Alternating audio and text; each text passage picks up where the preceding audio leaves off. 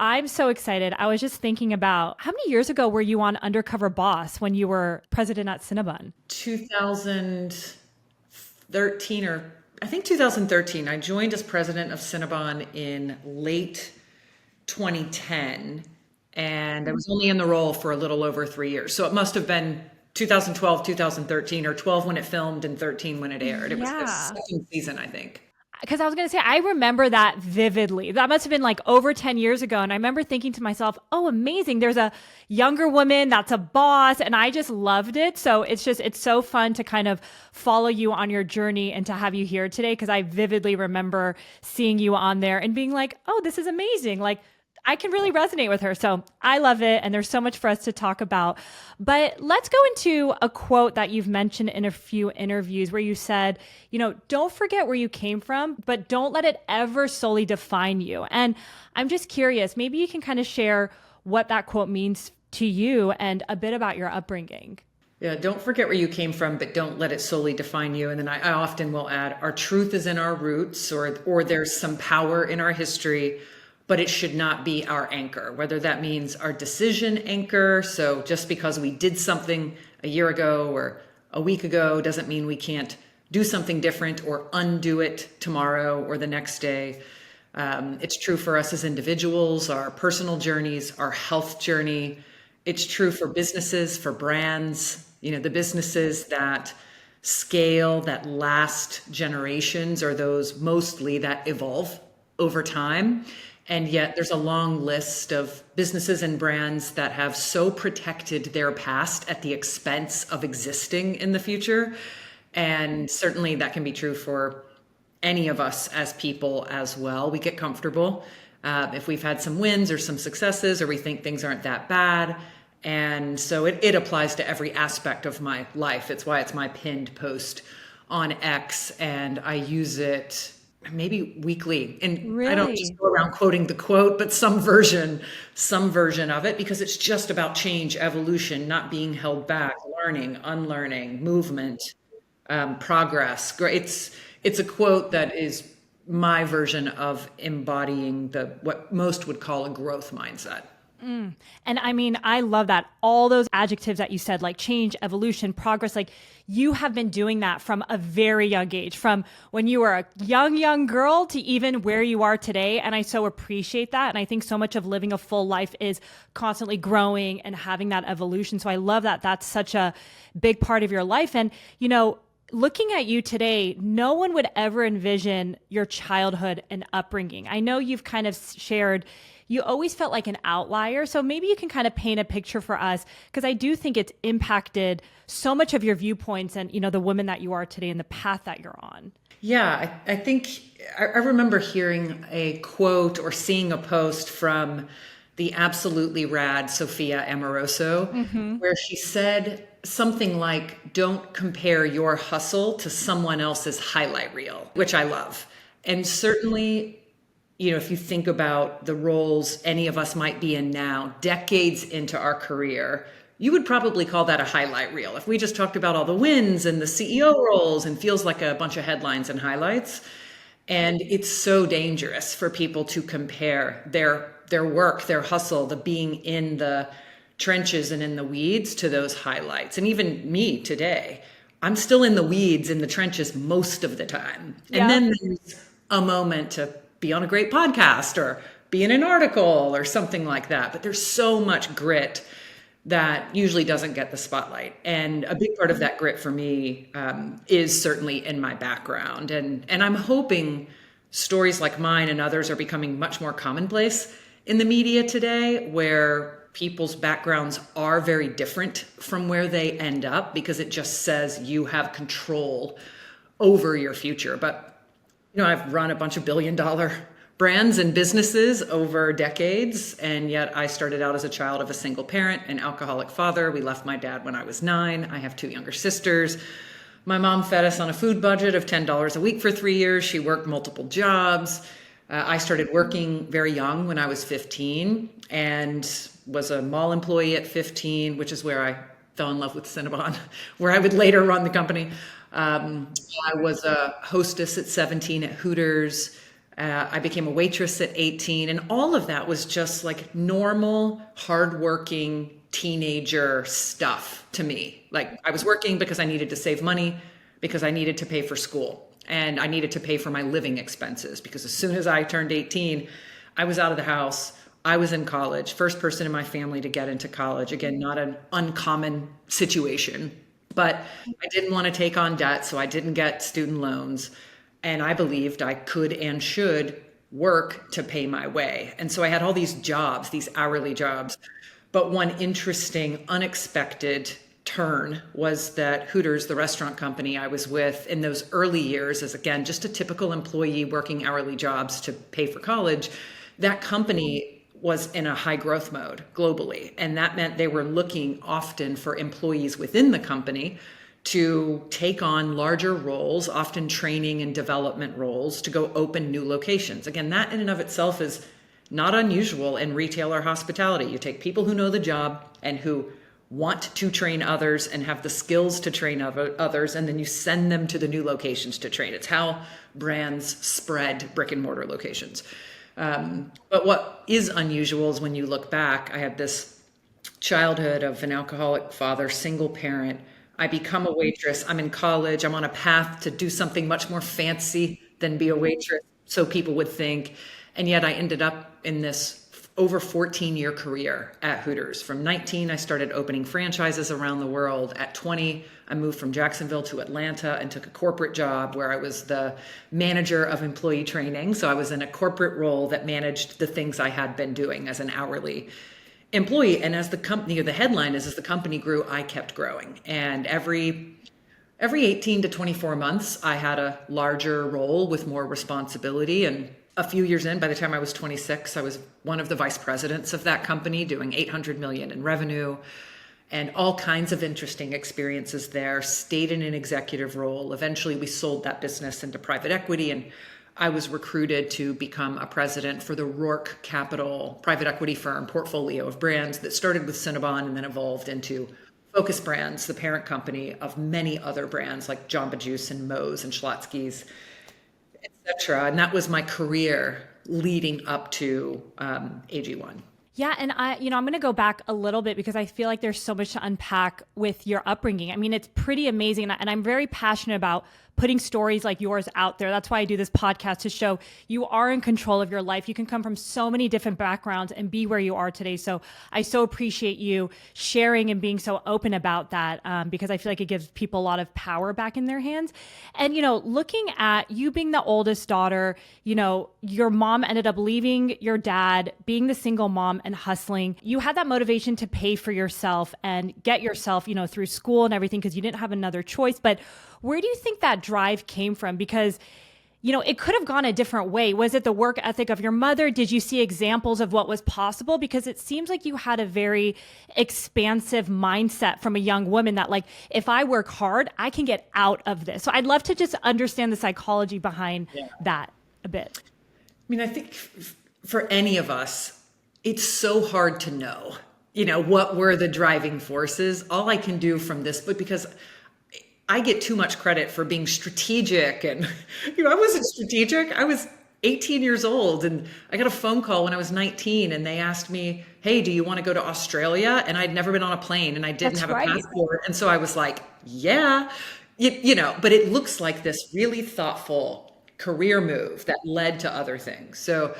as I've reflected, I think the most accurate way I can answer your question without seeming overly strategic at the time is that if I look at a series of those choices that others did not make similarly, or that, to your point, could have easily gone the other way. So, I got asked to travel around the world to be a part of a team when I had never been on a plane and didn't have a passport. And my answer was, yes, now I got to figure out how to get a passport, instead of, no, I can't go. I've never done that. So that's an example. And that type of say yes before I'm ready, but then do the work to get ready, that example would happen over and over and over. There's a story I tell often where the cooks walked out, or most of them quit on a shift, and only a few of us jumped back to go cook. And there were many other people on the staff on the shift, but some just stood back, some kind of maintained and helped calm the chaos, but a few of us jumped into the fire. And so when I think about like, why have I done those things? What is that drive?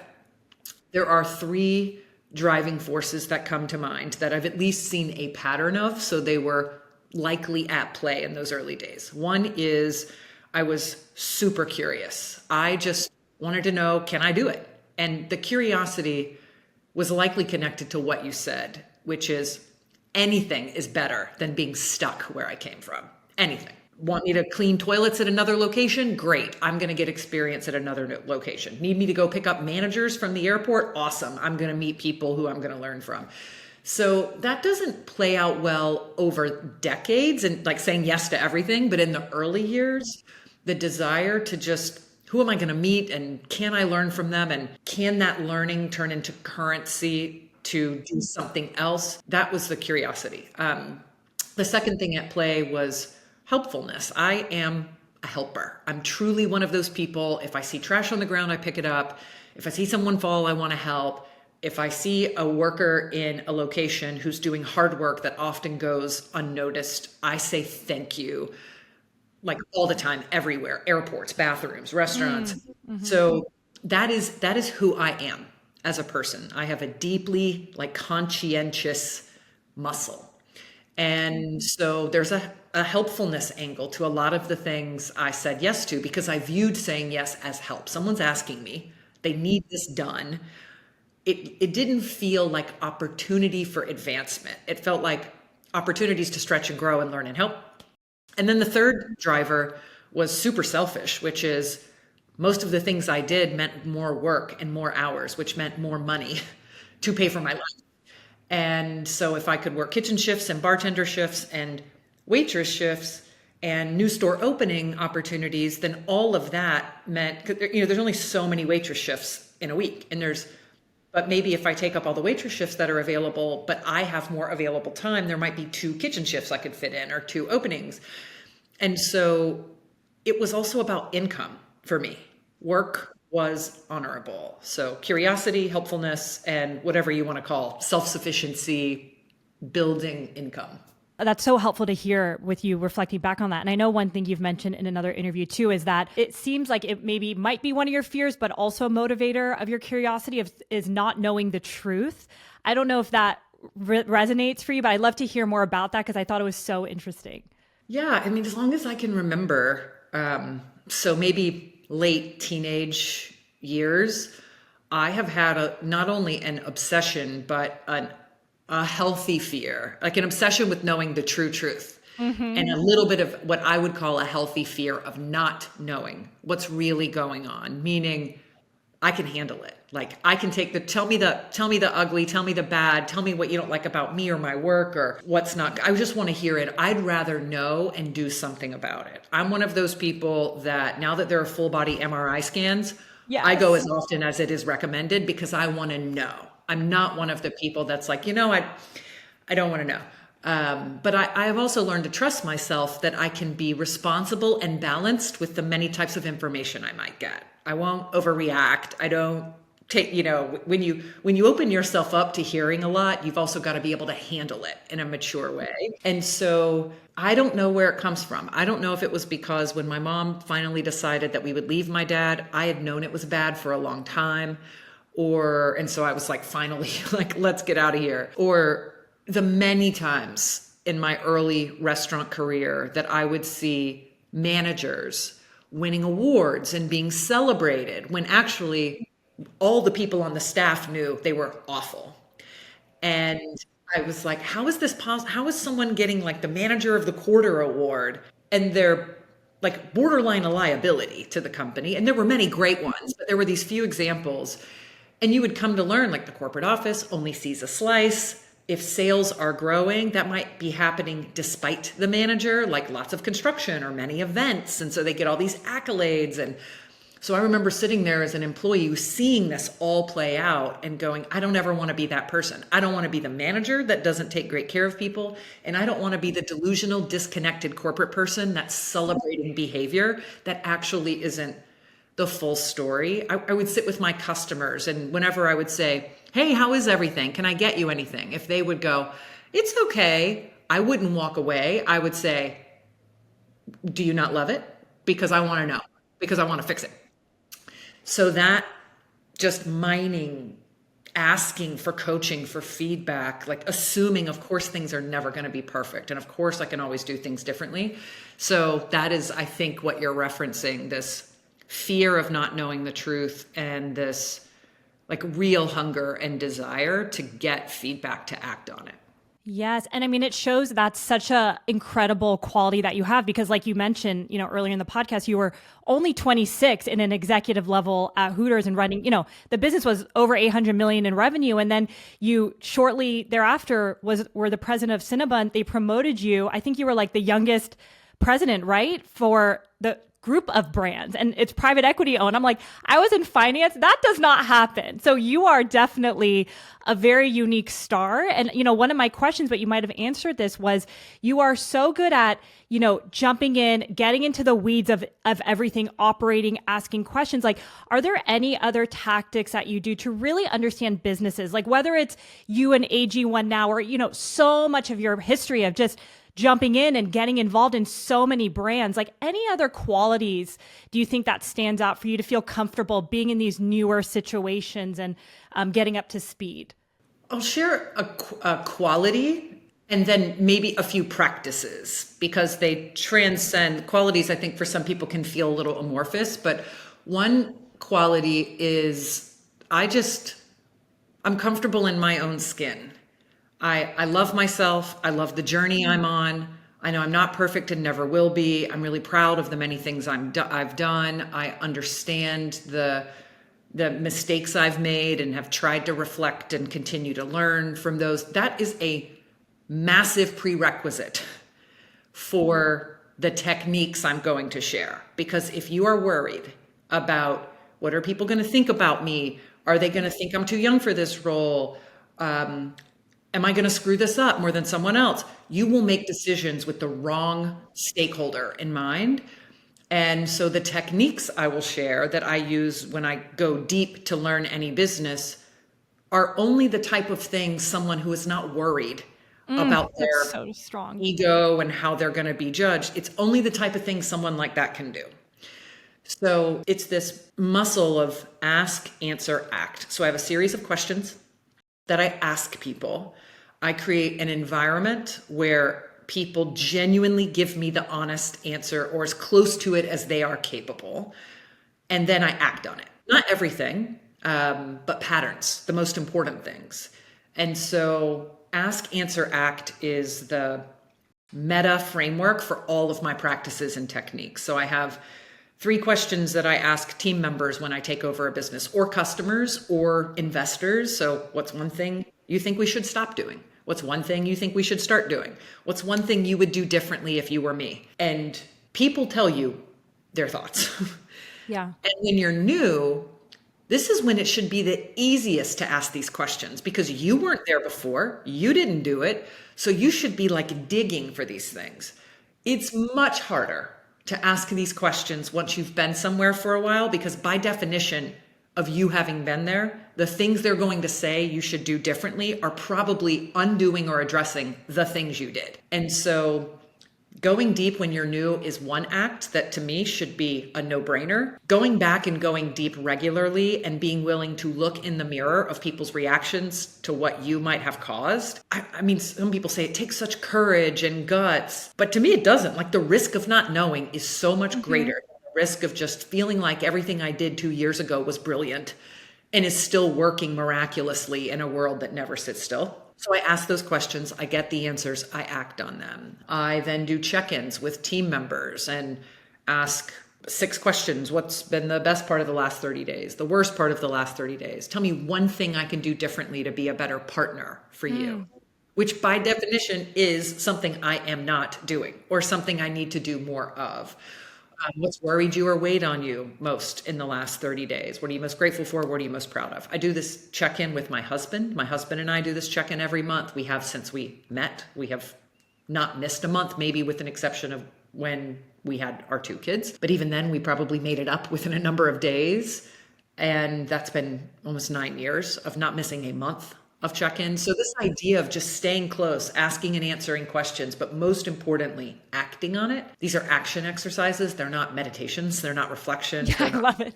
Exercises. I love those, but that's not what this is. And so those things help me go deep, but I can do them because I am willing, and people can feel that I'm willing to hear whatever is their perspective. And then I'm disciplined enough to focus on the patterns and the few things that emerge as the most consistent, highest order opportunities for the most important stakeholders. I have so many thoughts about what you said. It's so powerful. And I definitely was jotting down notes, but I'm sure you also create as a leader a sense of safety and vulnerability, which I think is a huge aspect of running and being successful in this role. Would you say, like, for them to open up to you as well? Or Definitely, but safety not in the how it has morphed a bit, like everyone has to be safe to say anything and do anything. It's more like I really want to know the truth, and you have an obligation to tell the truth. You have an obligation. Like, it would be failing me if you didn't tell me the truth. I would be failing you if I didn't tell you the truth. So it is psychological safety, but it is psychological safety that comes from a shared sense of responsibility that we're actually failing ourselves and each other if we don't speak up. So there's this, I don't know, there's like a squishy version of safety that's like we're all mice, and can everybody make it really quiet so we can speak up? And then there's a shared responsibility of safety that we all have a responsibility to not only communicate something we need to, but to listen deeply when someone has something to say. that's so powerful. And just going back, those questions that you were asking with people on your team, you said you do that on a monthly basis or every 60 days? How often? With my husband, it's monthly. With my team, it's several times a year because that's going pretty deep and reflecting, but then we'll summarize it. And in our, maybe a few times we're a fully remote company. So a few times a year out of the every other month that we get together as a leadership team, we'll kind of bundle them and say, tell me, one thing that's weighing on you and worrying you, and one thing you're proud or grateful for. And so we still use a form of that to check in very often. I love that. And what I think is so powerful, and it just shows from your experience and the work that you've done and you being in the weeds for decades, is you prefaced everything in the actions that you're doing with the first thing is you have to love yourself and not care what people think. And that is something that, I've been running my business now for only 3 years, but I'm actively working on that. And I'm curious because it's so easy to be like, what does my employee think? And then you might not be making the right decisions as like a manager or the stakeholder of the business. So I've realized that. And I'm just curious, have you always been that way? Or do you think certain experiences have taught you that, you know what, Kat, like you can't think about what people think about you or else you're not going to make certain progress? Like, I'd love to maybe hear how you develop that skill because it is so important in life. Yeah. It's likely evolved over time. And I would word it as, because some people hear the like, oh, you don't care what people think. Great. And that can actually be taken to an extreme. It's not that I don't care. I actually do care what people think. I am very clear on the weighting of the who.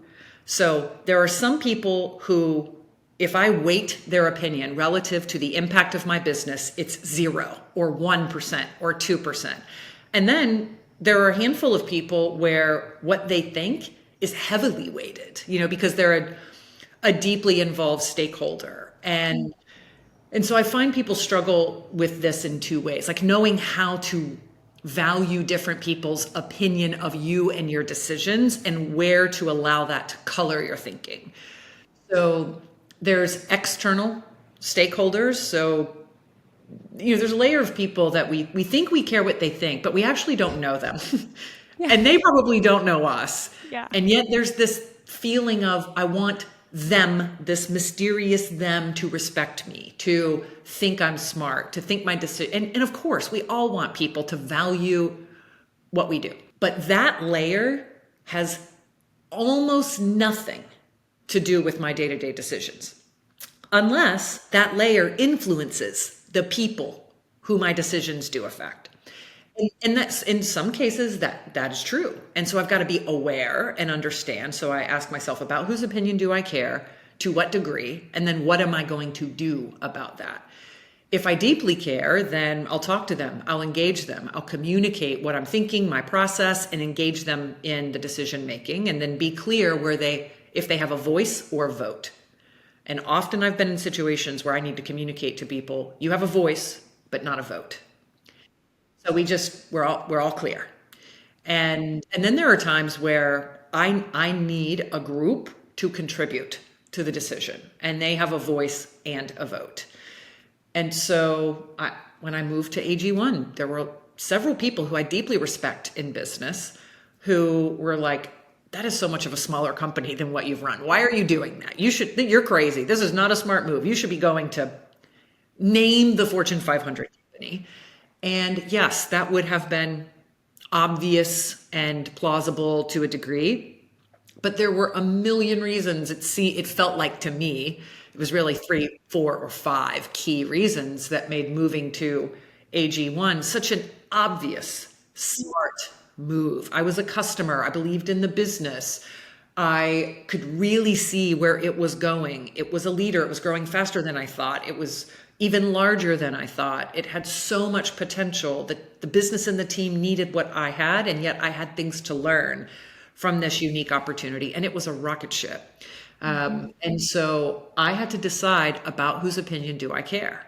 Are those people going to be there to save me if I listen to them and go take some big role at a big company and I decide it's not for me? No, of course not. Exactly. So it's those exercises over time that when you build the muscle of conscious consideration of these things, it turns into subconscious, just how you think. And then you're a bit more grounded in who matters and who doesn't on a day-to-day basis versus having to go through a really deeply considered thought exercise to figure it out. I love that. And yeah, we'll get into athletic greens because I was curious. I'm sure you had so many people being like, Kat, what are you doing? Like, this is completely out of your wheelhouse. You can do so much more. But I love that you were so clear on your, how you felt, your intuition, what you wanted as fulfillment in the next step. And I think that's a good learning for anyone listening, because every jump in my career I did, there were so many people being like, but you can make more money doing this and doing that. And I'm like, but I'm living my life and I want to be happy with what I'm doing. And that does not have a price. And I learned that just through making bad decisions because it was the right way to go. And I'm like, who cares how much money I'm making? I'm not even happy. So I love that you, even at the stage you're at, you're able to follow your gut and intuition. And before we kind of go there, I was actually curious. I know you took, if I read this correctly, about a year gap. You left Focus Brands and you were investing in startups and taking some time. So I'd love to hear maybe about that time frame. Like, were you taking time to reevaluate what you wanted to do, or what was your mindset when you had that bit of a break? I knew I wanted to take a bit of time just to pause from operating other people's businesses. I had been doing that since I was 17 years old. I was supposed to leave Focus after 9 years in 2020, but then COVID hit, and that was a terrible time to leave. Like, I needed to double down and show up as a leader, especially that industry, which got decimated. Oh my gosh. And so I delayed my departure for a year and got everything set up, and then felt great. Like, my job is done. My job here is done. There's not another role I want in this company that I haven't done. It's time for the next generation of leadership and time for me to go into whatever is the next chapter. So I wasn't going to anything specific. I was just ending a 10-year amazing chapter at Focus Brands, the last 4 of which I had been the president and COO of the entire company, managing 9 brands, billions in sales, and navigated the insanity that was 2020 on all levels. And so my plan was take a year off, or close to a year. And I had been an angel investor for a decade. I just never talked about it. Nobody knew. I put my personal capital, my personal time into businesses that were the future of industry. So SMB tech, better for you sodas and snacks, and many other things. And so I just didn't talk about it. So for some people who were like, wow, you joined a founder-led growth stage business, it's actually not that shocking if you know I had invested in over 60 early stage founder-led businesses. Then I was on the board of 2 founder-led growth stage venture-backed businesses for years. So I was actually already in this ecosystem. I just didn't talk about it publicly. I wasn't posting about it. It wasn't on my LinkedIn in any meaningful, because I was running these huge brands. Yeah. And so it looks disjointed or unobvious, leaping from focus brands to what was then called Athletic Greens, now AG1. But it actually was happening like many things do in little stepstones that led up to it for years. So I'd been working with founders for almost a decade. I was in the venture-backed ecosystem for over 5 years, whether board roles, mentoring, or advisory roles. I'd been an AG1 customer myself for 2 years before I'd ever met anyone from the business. So I was a fangirl.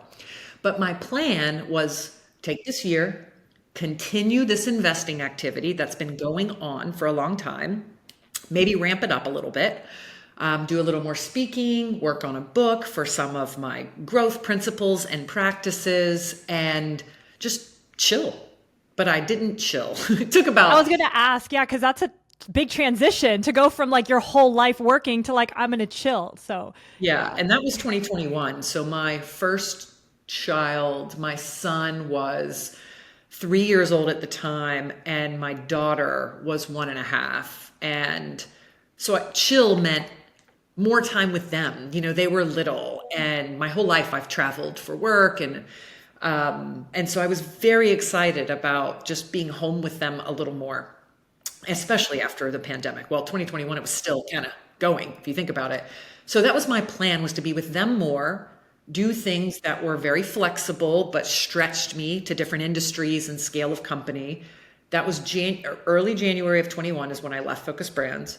Late March of 21 is when I got connected to Chris, the founder of Athletic Greens, or AG1. He had heard me on a podcast. He asked to be introduced to mentors or advisors that could help him on brand and leadership and scaling. And so we got introduced, and I became an advisor because that was what I was doing. I was advising founders. So AG1 was just one of many companies I was advising at the time. But my plan was still to just do that. And then by September, I was getting the itch of, am I going to operate again? And if so, is it going to be this? Because I'm kind of starting to act like I own the company because I love it and I'm getting into it. Or am I going to be this professional investor and advisor? Do I want to go that path? And the answer sort of formed for me because I was so deep, I was getting so deep into AG1. And the business was just exploding. There was so much to do. There was so much to scale. And I was, to me, there was no other option. At first, I'm like, why would I, if this is so much smaller, I'm happy to advise, but this isn't going to Yeah. be my next thing. And I moved from that to, I'd be crazy not to jump in here. I have been working with founders for a decade. I understand the venture-backed investor ecosystem. I'm a customer. I'm a believer. And at the end of the day, this is consumer products. And that is a version of what I've been doing for 20 years. The only things that were truly unique were that it was a single product company, which is super rare in general. And I'm used to having many brands and SKUs and countries and levers to pull. It was D2C only at the time, drinkag1.com. And it was purely exclusively, not just in the better for you space, but in the nutrition and health space. And it was much smaller than the businesses. I had run departments larger than that company at the time. But those things were exciting for me. I had been on my own health journey. My mom had breast cancer. I had kids when I was 39 and 41. Nutrition had become a passion of mine, and fitness and longevity and health. I wanted to live long and strong for my kids, which is part of why I was an AG1 customer for years before I ever got affiliated with the company, drinking it every day. And so then it was like, oh, I get the opportunity to help the world build a simple daily health habit with this daily health drink and help them simplify some of their supplement stack like I did with AG1 and build a company that is going to be like the healthy Red Bull of the next generation, like simple, limited product offerings, leader in the category, synonymous for the great category that it's building. And so it became really obvious to me that it wasn't about that I wanted to run another company. It's that I wanted to run this company. And you mentioned, you already highlighted a few reasons about why. You were a customer, you loved their mission, you were passionate about their product. Was there anything else that stood out about the company, whether it's certain qualities of the founder or the way the business was run, like anything else that stood out for you? Because to your point, you saw so many businesses, you've put your hands in so many. So I would love to unpack that maybe a little bit more. One thing that I knew as a customer, but that I was able to appreciate much more deeply once I started getting under the hood, is how high quality this product is. I mean, of course, no business can grow this much with one product unless customers keep drinking it for a long time and tell their friends. Doesn't matter how much you market and how many podcasts you're on. All that does is make people aware. That doesn't make people drink it every day for 5 years. And so once I got underneath and saw the way the decisions had been made by the company on the quality of ingredients, the third-party certifications, before anyone in the supplement space was even talking about that, it's becoming, thank goodness, part of the conversation now as people are rushing into the space, and you've got to have more confirmation of how you separate what's high quality and what's not. But I got to look under the hood. I got to see the blending, the manufacturing, the sourcing, the QA, like when we said no to things, why we made certain decisions. And so as I learned, ironically, with Cinnabon and other great brands like Moe's or McAlister's, quality, like as a foundation and a real history of quality, is something a lot of brands don't have. They spend way more on marketing and spin and polish. AG1 was the opposite, where it was just like so high quality, but we actually didn't have very sophisticated marketing. A lot of people think we're like this amazing marketing company. There were a lot of things we could have marketed better in the early years that we didn't, but we were fortunate because people were becoming more health aware, leaning more into supplements. There were a lot of people drinking AG1 who then themselves became well-known thought leaders in science, in medicine, in longevity, and they recommended AG1 because they had been customers for years. But it's like the product is much better than the marketing was. And that just looked like opportunity to me. I also saw all the upside, the things we hadn't done, the teams that we needed to recruit and build, and the systems that were not in place yet because the technology or some of the people processes that just weren't in place because the business grew so quickly. And I knew I could bring those things. And the founder wanted it, right? He wanted people that had been there to the races. He wanted people to come in and take it over and take it to its next level while protecting the quality, the no compromises approach that he had insisted on for years, but to carry it into its future.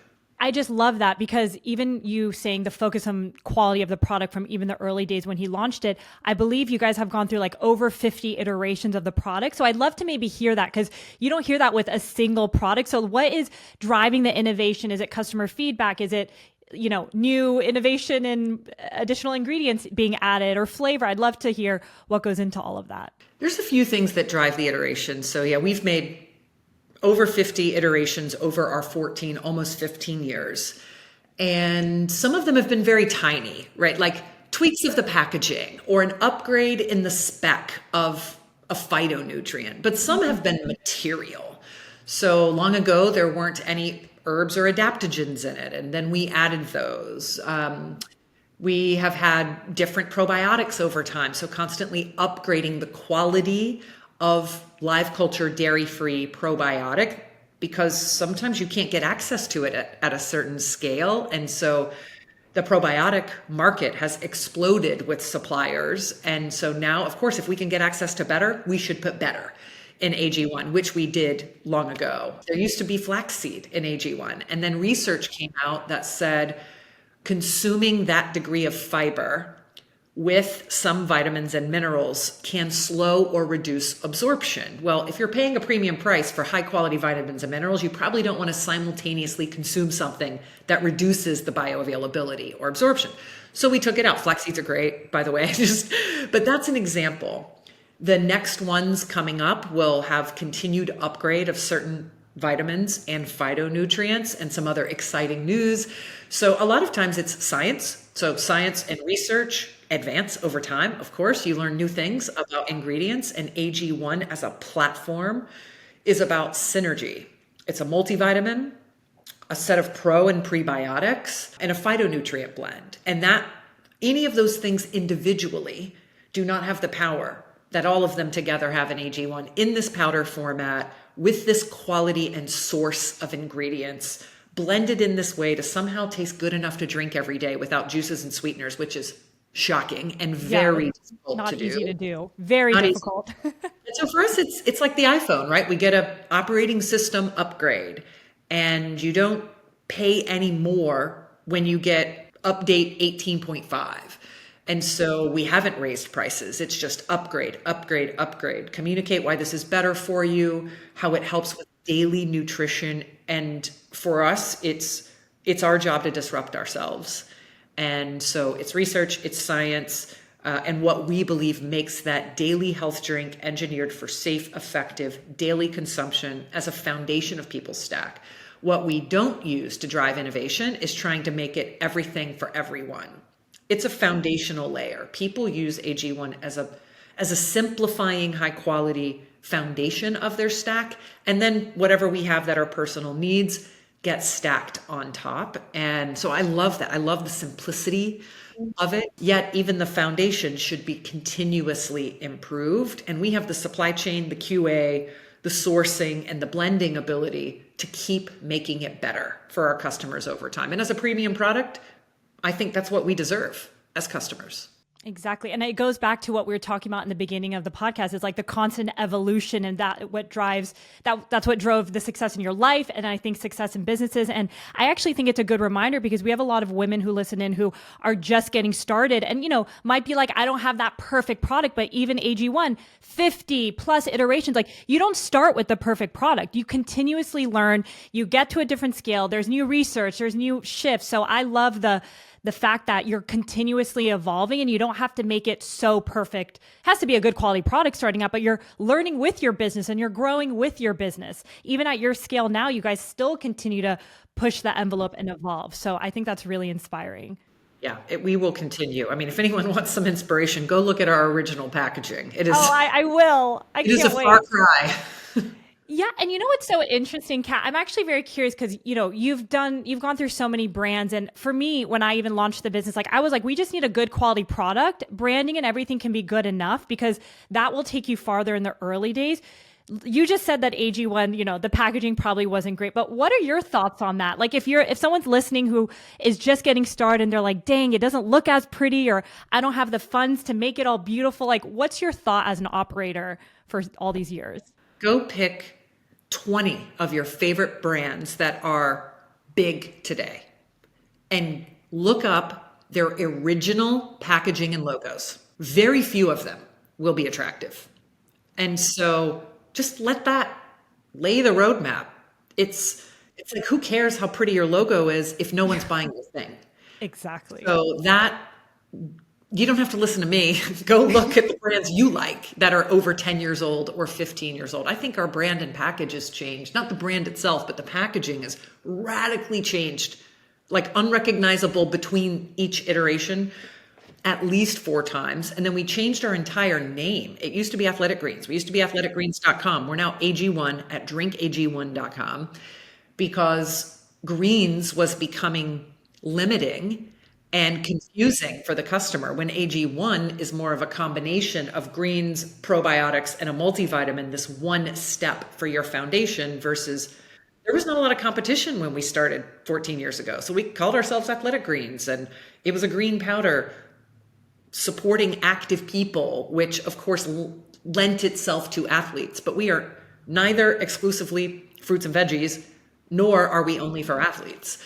And so even at a business that at the time was doing hundreds of millions in revenue already, it was time to evolve, to set us up for the future, even though there were some risks to doing that. I love that. And I think that's a bold move. And, even in our business today, there's decisions like that we have to make that might have risks, but for the future of the company are important. And my stomach, I get a little nervous sometimes. So I could even imagine for Athletic Greens, you guys have built so much brand awareness that changing the name, did you see any drop off in, I don't even know how you would track it in awareness? There's ways to track it. Oh, yeah. Tell me, like, did you see any negative effects in changing the name? But ultimately, it only benefited you guys, X amount of time afterwards, or I mean, it was a net positive in most ways, but of course, anytime you change something so materially, now you have people who some people call us athletic greens because they've been customers for a decade, and some call us AG1 because we've grown the fastest and most in the last few years since we've been called AG1. And so, look, that's efficient. That's inefficient. When you have some people calling something one thing and other people calling it another, now there's the A and the G, and it ties it together, and so it is clunky in some areas, but it's been a net positive in almost every way. But that was to your point, a big move. Like everything yes. was tracked. I'm glad. I just get nervous even thinking about that. So I'm glad everything was looked at and it ended up being net positive. And I love that because I think sometimes in business, you need that boldness and you can't always just be comfortable with what worked, and you have to constantly evolve and do what's right for the future. So it's good. It's even good for me to hear this because it's so important. And, Kat, I know we're coming on time and I'm sure you get this question a lot, but you are an active mother, to 2 young kids, wife, advisor, mentor, CEO, like the list goes on and on. How do you stay grounded? And what does your self-care kind of look like with this big life that you have? It's a combination of little things and big things. Like I have grounding routines that I follow, which is mostly my mornings because we can control how our day starts. We can't always control how it unfolds. And so for me, that's literally AG1, cold plunge, some form of movement and body workout. Then time with my kids, coffee with my husband. That if I'm home, I have more energy when I can stick with that early morning routine. And then I have my own similar version when I travel. My AG1, cold plunge or cold shower, movement, get outside, get sunlight, eat as healthy as I can. Like these are my tent poles that hold me up. And then there are other things like just managing energy as much as I manage time and making sure I'm doing the things that give me energy or that reward me for impact, and pay attention to any things that might be energy taking or draining and keeping those things in balance. God, I love that, the managing energy, because your hands are in so many things that you would imagine that you would hopefully be involved with most things that give you energy, or else it would just be you just be in burnout every day. And are you reflecting on that on a monthly basis, or is it just something you kind of keep in mind that you've built that system? Like, okay, this is sucking my energy. We got to create a system for it or bring someone for it. Like, how do you think through it? It's a little bit of both. I mean, I had practices in my earlier years, but now I'm very attuned. Like I'm aware in the moment, this is, not giving me energy. And so I need to address it in some way. I have something I practice that I talk about a lot called the hot shot rule, where every week I envision someone I admire in my role. I ask what's one thing that person would do immediately to make the business or the situation better. That thing comes to mind. I act on it in 24 hours. And then I tell the team that's involved once it's in motion. And so that's a weekly activity. So every week I pull something forward and put it in motion that I might not otherwise have done, or might not have addressed it as soon or as swiftly. And so every year I'm getting 52 things done. But more importantly, it builds this culture where people just know that I call myself out, so they're comfortable calling me out. I practice the hot shot rule for my role as CEO, my role as wife, my role as mother, and it just helps me continue to get better and be present. Of course, I'm doing my best to make great decisions every day. I don't sit around for a week and then only do something momentous on Sundays. But that's an example of a practice that has power in and of itself, but also builds kind of day-to-day real-time thinking over time. And those check-ins I mentioned with my husband, so we can keep each other grounded on a monthly basis. I love that. I love the hot shot rule, how you're doing it every Sunday to move something along. Because there's always that one project that requires a little bit of a push. You might be sitting on it a bit, but I love how you envision someone you admire. I actually have a cup at my office at home that says, "What would Sarah Blakely do?" But I love the structure you have. Like I see it, but the weekly check-in for yourself, I think is great. And, such good actionable tips. But Kat, this was amazing. I took so many notes, so many actionable insights from you. this was such a blast, and I can't wait to see what you guys continue to do at AG1 and your own career. But thank you so much for being with us today. Thanks so much.